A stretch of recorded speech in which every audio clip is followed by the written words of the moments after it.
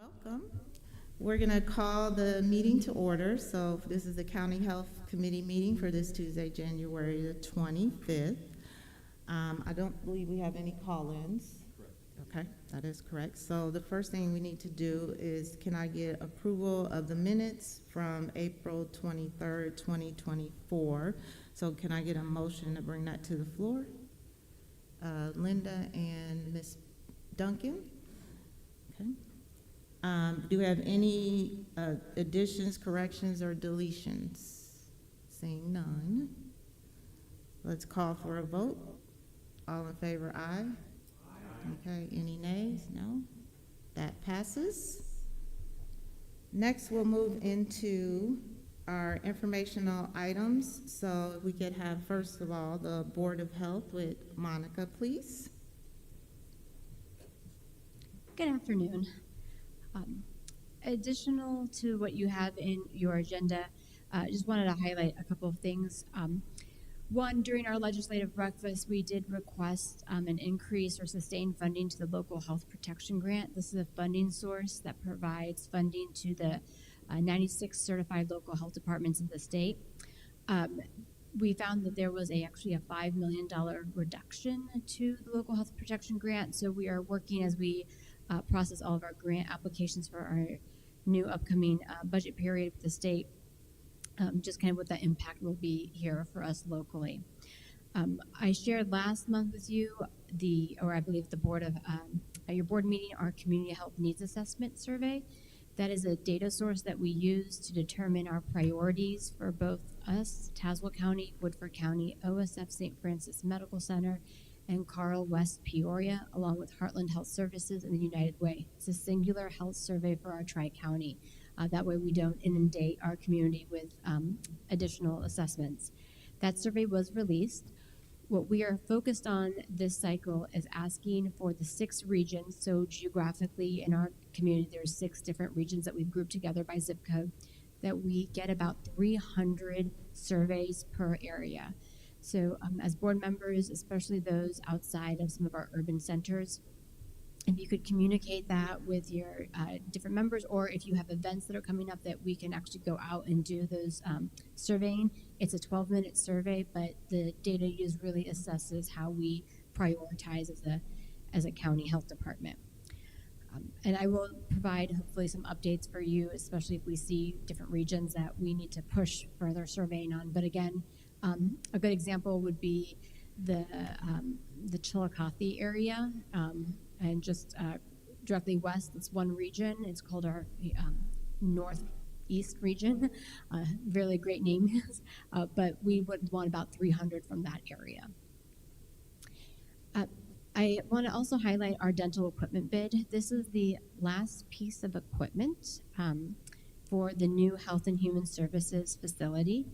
The bids came back on the 19th, and so because of the timeline of when the bids were received, as well as this committee meeting, we'll be asking for potentially a special health committee prior to the board on the 11th to accept the bids. Right now, Dr. Bishop, our dental director, as well as Dr. Davis, the dentist that is on our Board of Health, along with OSF's residency program, is reviewing the bids to make sure that anything that was received as a comparable, it meets the criteria of what our services are, especially as we target a lot of children as well as individuals with physical disabilities. So we want to make sure that the equipment matches the needs of our dental population. More than happy to answer any questions. Steve? One question. In your minutes, you have a comment here about the Cure Violence program. You've hired a new manager, which is great. Could you maybe give us a little bit of a forward-looking? I know we had the program dispatched in the south part of our city and gone through some evolution. Maybe give us a little direction of where it's going and what do you anticipate in the next 12, 18 months with this program? Great question. Right now, we hired our program manager who has been working with our selected nonprofit, which is House of Hope. to start implementation of the program. They have actually pre-screened and started the hiring of the violence interrupters and the outreach workers. These would be individuals that are directly on the street, that their hours of operation would be 11 p.m. to 2 a.m., so at the height of when we see violence in our neighborhoods. We have Cure Violence Global coming down, I believe, if it's not next week, it's the following week, to do the training for our newly hired violence interrupters and outreach workers, to get them the ability to do the data collection, safety, and resource allocations for them, and those type of steps. So really the program has been up and running. We've learned from other communities that have done this programming that it does take a while to get the right players into point, but when they do, it is very quick. And we've seen that as soon as Alicia Wells, who is our new program manager, started, within a month, we have had all of our pre-screenings and hiring started. So it's now moving very quickly. So our goal is to have interventionists out on the streets throughout the summer. Okay, well, thank you. And it may be of interest to this committee in a future meeting once Director Wells or Manager Wells gets her program running, just to get occasional updates, maybe semi-annually, because it seems like the Cure Violence program has been in place now for, 24 months? And we've had some learning, which is fine. But if we could just have updates, it'd be good for, I think, for the committee to understand. Yeah, definitely. All right, thank you. Any other questions? Okay, move on. I believe we have nothing for care and treatment. Just as a highlight, we worked with County Administrator Sorrell. The health department, starting this next grant cycle for care and treatment, will no longer be the administrative support for the board. That'll move back to the county. So I think moving forward, effective, I guess, July 1st, it'll be Scott that will be reporting for that board. Thank you. All right, we'll move on to our next one, EMA. Jason?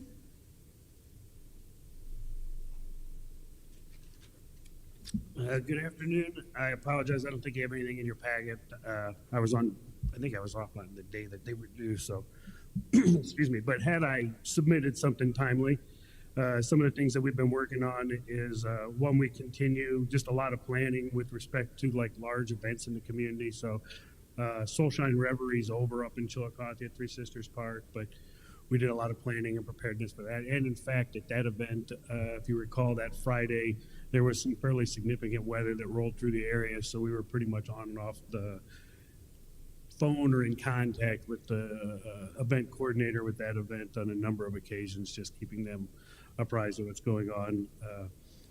Likewise, we had some severe weather last Thursday that rolled through, and so we continue to work with our weather spotters and just trying to, what's the best way in order for us to either activate weather spotters or utilize their services when we have severe weather. So as you'll note, particularly this time of year, severe weather is early in the spring, we see a lot of squall lines, affects a large area. This time of year, we start to get into these smaller cells that the northern part of the county was hit pretty heavily last Thursday in the Chillicothe area, but other parts of the county didn't seem to. So we continue to work with our weather spotters on those type of things. Again, we get significant event support from the National Weather Service for those events, as well as from the Statewide Terrorism Intelligence Center. They provide us information throughout the course of those events, lead us into or help us make wise decisions. We're doing a lot of planning for Red, White, and Boom, what'll be happening, I guess, a week from Thursday, downtown Peoria. And so doing a lot of talking about just what is capabilities we're going to need in the event we have a large-scale incident during that event. One of the things we talk about is active assailant. If we had to happen to have a shooter similar to what happened in Las Vegas during the music festival, and we had a large number of people in a small area. So, but meeting attendance, again, just really doing a lot of those same meetings and meet routinely with GIS, I meet routinely with Rebecca in sustainability, a number of other agencies, the hospitals, the Mapleton Community Advisory Panel, the Peoria Area Maritime Security Council. Training, what we've done recently training-wise is we did sponsor some CPR, AED, and first aid training for a number of our community agencies.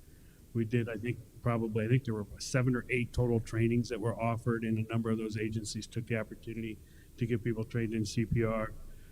Myself and a number of our community partners, the sheriff's office and the school resource officers participated in 2 days of training in Illini Bluffs on, it was provided by the Illinois Fire Service Institute. It was active shooter training, but it's management training. It wasn't necessarily geared for tactical response to those events, but really focused on what would be required of the command staff during an event like that, and what the community could expect if we were to have an incident within one of our schools involving an active assailant. A few exercises we've got coming. Well, one of the exercises we just participated in was with the Illinois Department of Public Health hosted a crisis standards of care exercise. It was kind of an eye-opening event as the Illinois Department of Public Health has developed a crisis standards of care plan, but the healthcare agencies, systems, if they were familiar with it, I don't know if the term is overly fond, but it doesn't really fit well for them. And we had a lot of discussion in that crisis standards of care exercise. Obviously, each of those entities has their own legal counsel, and all the legal counsel kind of views things and looks at things a little differently. And so there's still a lot of work that needs to be done to ensure some consistency. Some upcoming exercises that we've got planned is July 10th, I'll be doing a tabletop exercise with the sanitary district to talk about some activities that should that utility be disrupted, what kind of effect that might have on us as a community. We're having a tabletop exercise with the Election Commission the end of July, particularly as we prepare for this upcoming election, to ensure that not only are they prepared for the potentials of cyber incidents that occur, or man-made incidents, intentional incidents, but if there happen to be severe weather or a blizzard or some snow or something of that effect. Tabletop exercise coming up with Bradley University. They reached out to me, their chief of public safety, and wanted to have some discussions just about what they can be doing better, and so we'll be doing that. And then in September, we've got a command and control exercise scheduled with our number of leaders throughout the county, where we'll be posing all sorts of questions and opportunities for them to make some decisions on. And again, that exercise will really focus on command and control. It's not so much the tactical side of things. What we found in most of our exercises recently, or in a lot of our exercises, that when it comes to the tactical operations of getting some of this stuff done, we're pretty good at it. We struggle on the command and control side and the decision-making side. And so our goal is just to try to find a way to bring those partners together more frequently and have some of those discussions. We do have our position open in our preparedness program, so we've got an emergency preparedness planner position open. We rewrote the job description and add a little bit to it. I would suggest to you that after doing preparedness for 20 plus years, one of the things that I've personally, I think I've identified is that we can be as prepared as possible as a local community or as a governmental agency, but if the population isn't prepared, then that shows effects on us. And one of the things that we've looked at recently is behavioral health and what we can do on our side to try to encourage and change some of these behaviors from the general public, that it's not going to happen to me. I got a book here that's about the heat wave that happened in Chicago. About halfway through the book, most of the people who died, it was behavior things. It wasn't as a result of there wasn't some place for them to go. The behaviors were such. There's also a book out there that's was written by Amanda Ripley. It's called, she was a Times journalist for the Times at one point, and she wrote a book called Unthinkable: Who Survives When Disaster Happens. She's got a second edition coming out, so that's why it's kind of on the front of my mind, because I've recently seen that. And her book just goes over and over again. It's behavioral. People, it's a simple thing that I use this quite a bit in my discussions with people, is that, what do you do when your clothes are on fire? We stop, drop, and roll. Most of us learned that when we were probably first or second grade. And so just what things we can begin to do, and particularly who we can collaborate with, so we can start teaching some of our young children some of this stuff, because oftentimes what we found is that if I had this happen at my house. My kids came home from school and said, "Dad, we should be doing this." And I was like, "Yeah, whatever." And after they bugged me for a week or 2 weeks, I did it just so they'd quit bugging me. But it was good practice. And so we're really trying to look at what we can do on the behavioral health side of things. And so that's what our new the position, hopefully, whoever we get to fill that position will bring some of that skill set in. Our program's kind of lacking some of that. And then 2 other projects we're working on that we're pretty proud of. We've been working with the GIS program in their intern with our Tier 2 facilities, which are facilities that have certain chemical hazards. And we're developing on our GIS maps that we have in our EMA program. We are looking through what chemicals they have and what isolation boundaries we should have around those facilities should there be an incident.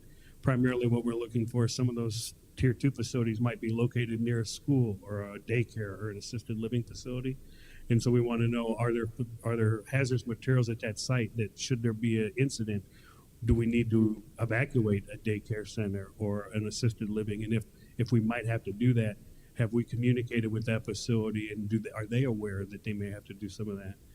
And then the last thing that is we're spending a little bit more time on now than what we had in the past is the H5N1 avian influenza.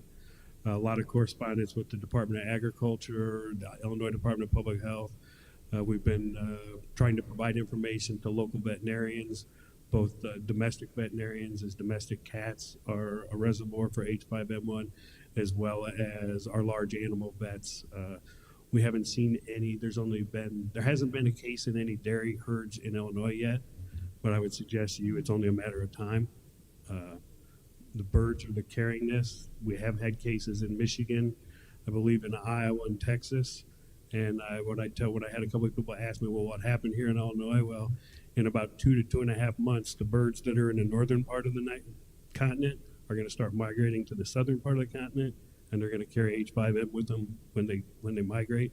And so then that risk is there. So we continue to have conversations with those parties on what we can do to prepare for that. So. Thank you. Any questions? Seeing none, move on. Thank you. Next up is Regional Office of Education, Beth. Hi, everyone. It's nice to come to you during this time of year. It's a little bit more of a quieter time, but we still have a lot of good things going on. Some of our staff testified for the P20 Council. If you don't know what that is, that's major organizations and government officials that work with education on truancy and some of the things we're trying to do here in Peoria County and some of the things that we're finding, what works, what doesn't, and what we need. So I thought that was a really good opportunity for us. We hosted the Emerging Workforce Alliance Retreat. I know this is shocking, but please don't believe everything you read on social media. So there are a lot of great things that are happening in your schools around college and career readiness. So just a couple highlights. If you don't know it, the community of Elmwood came together and built an entire facility to support career and technical education and, if you will, the old school industrial arts with equipment and lots of programming. Limestone has an amazing welding program. Woodruff Career and Technical Center for Peoria Public Schools is now offering a full day option for students so that they can get their core classes, English, math, science, there, as well as the career and technical education that they want to pursue. And they're opening that up to other school districts that can't provide some of those opportunities on a tuition basis. It's a great way to partner. I have been wanting this for so long, that there are opportunities for kids to take advantage of that. But those aren't the only schools. We've got a lot of great things going on in Illini Bluffs. They had their seniors had an optional day that they could come back to school after school was done and do mock interviews. And I was the educator interview, and the interview that I'd hire that girl on the spot. She was amazing. So there's really good stuff going on there around emerging workforce. We hosted it at Methodist College, who shared what they're willing to do to involve our K-12. There's a new chancellor out there. If you have not met Dr. Kayla Banks, she's amazing.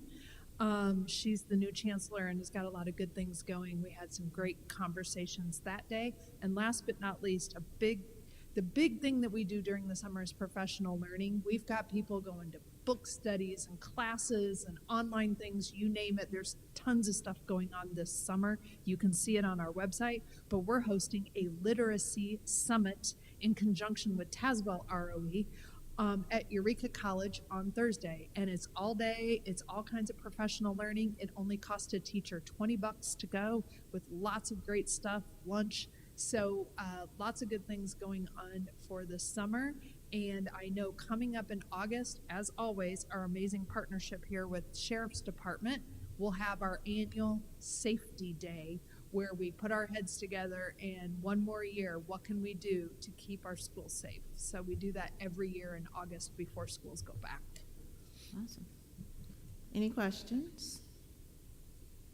Seeing none, we'll move over to sustainability and resource conservation with Becca, please.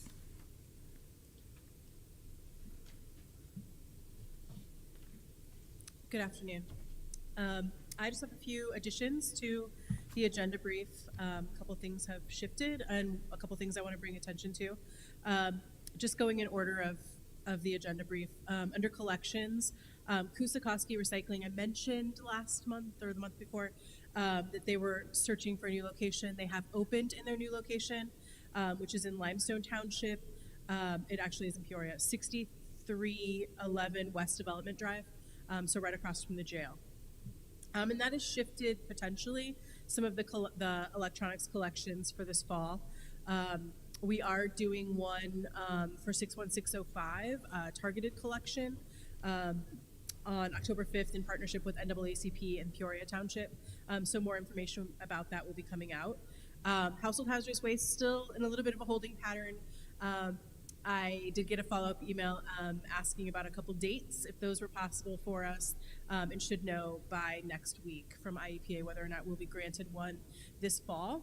Tire collection happened last week. We collected 1,189 tires from 17 participating units of local government in Peoria County.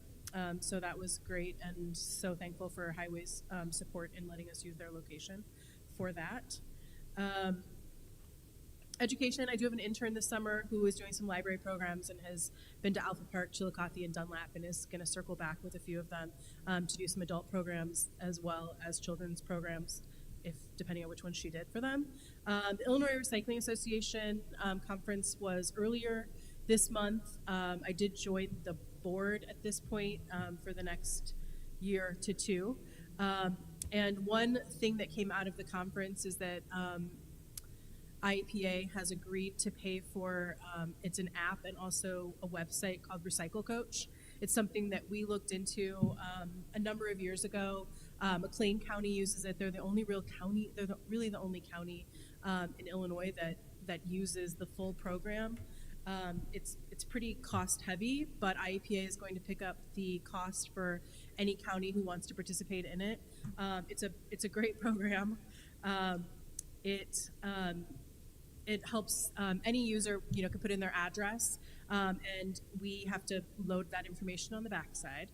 But then any updates or changes from municipal collection schedules, things like that, would be, we can send that information forward. Also, work with some of the municipalities to help load that information too.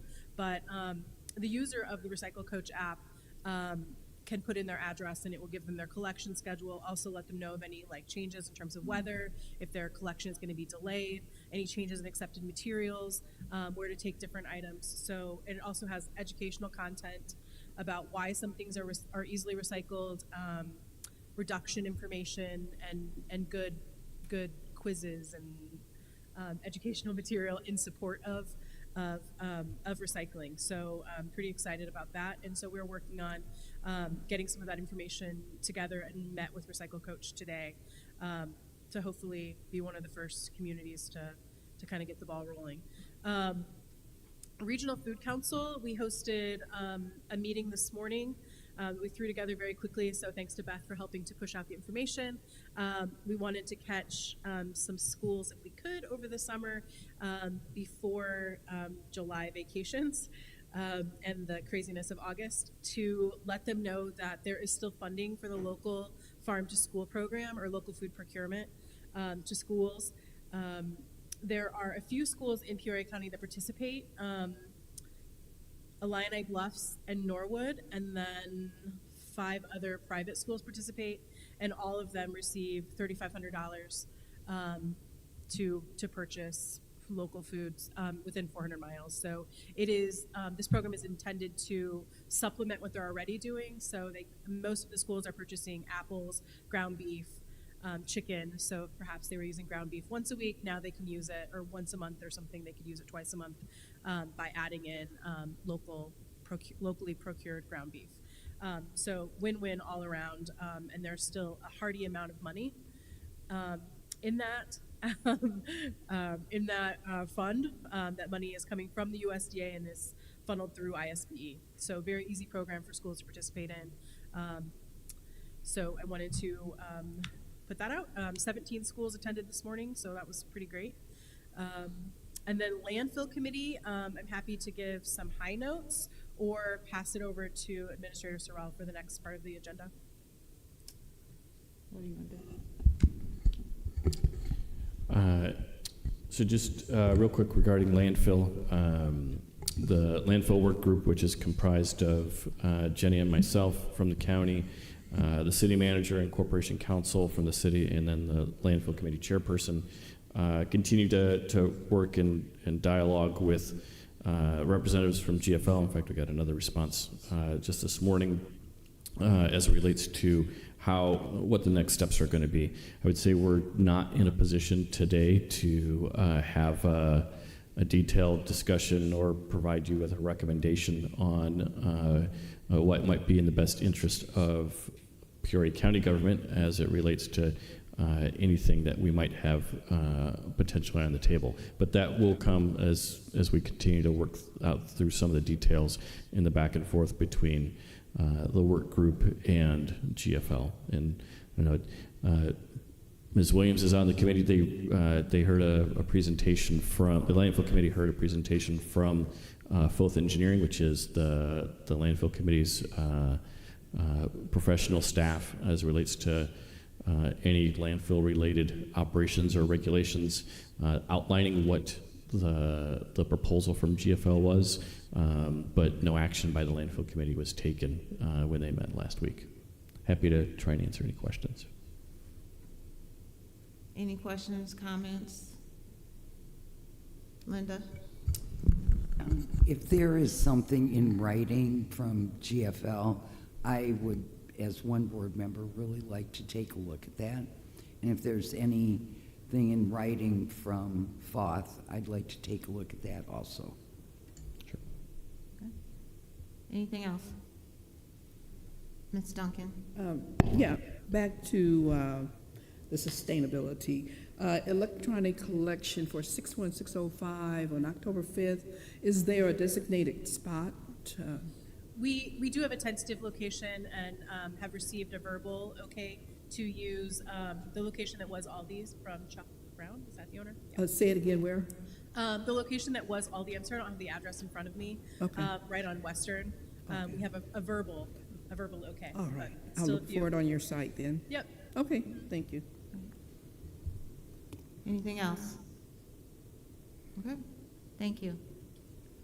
All right, we don't have any resolutions, but we do have committee action items.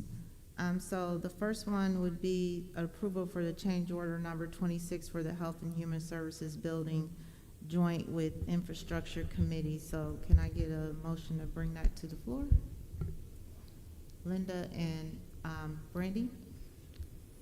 I'll turn it over to Scott. Yep. Thanks, Madam Chair.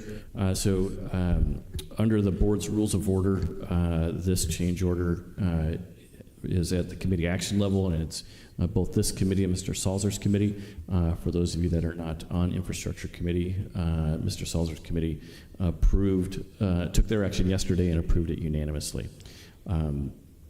All that said, this is change order number 26 for the Health and Human Services building project. You can see in the agenda briefing that the value is $104,647. This is added scope. However, this change order does not alter the guaranteed maximum price or the project budget. The This change order is proposed to be paid from the project's owner contingencies. The owner contingencies bucket, if you recall, is the bucket of funds that we created in the project budget when we did the rebid last summer for 2 of the construction divisions. And then in terms of scope of work, this change order will demolish and replace the existing asphalt parking lot on the northern portion of the property on Sheridan. It will also demolish and replace the existing concrete approach to our existing garage that is in the northeast corner of the property. While the change order documentation in the agenda briefing talks about an extension of the schedule being 5 working days, in conversations with River City and how they're managing the master schedule, I really do not anticipate that our occupancy date will be impacted by this change order whatsoever. Just real quickly, this was an area of the parking lot that the original goal was that it would ideally survive, but between material laydown, equipment, construction equipment laydown and usage, and then just contractor parking during the life of the project, this portion of the parking lot that was already a little beat up really just did not survive. This was an item that we had originally value engineered out of the project, but based on where the project is, what savings we are experiencing, Monica, myself, and Terry are recommending that it's a necessary change order that should be considered. Happy to answer any questions. Any questions? Seeing none. So we will call for a vote. So all in favor with a sign of aye? Any nays? No. So passes unanimously. And we'll move on to the second committee action item, which is the semi-annual review of the executive session minutes. Can I get a motion to bring that forward? Betty and Danny, second. I'll turn this over to Jen.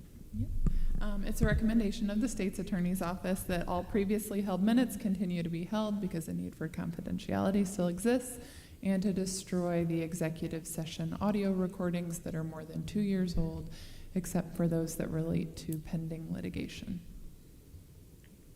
Thank you. We'll move on. Public comment? Oh, I'm sorry. Yep, I'm moving too fast. Okay, take a vote on that first. We'll call for a vote. So all in favor with the sign of aye? Aye. Seeing no nays, no nays. That passes as well. Now we'll go on to public comment.